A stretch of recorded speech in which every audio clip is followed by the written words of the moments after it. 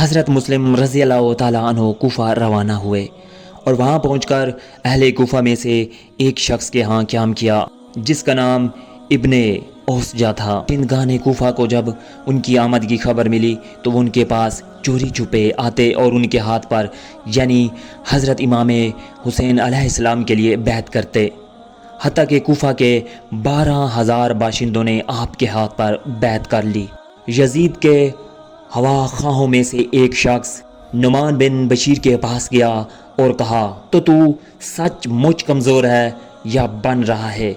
मुल्क में फसाद फैलाया हुआ है। नुमान बिन बशीर रज़ी अल्लाह ताला अन्हु ने उससे कहा, कुव्वत से जिसमें खुदा से सरकशी हो, मुझे वो कमज़ोरी अजीज़ तर है जो मुझे खुदा के हल्का इताअत से बाहर नहीं करती, और मैं ऐसा नहीं कि जिसका अल्लाह ने पर्दा रखा है मैं उसका राज अफ़शा करूँ।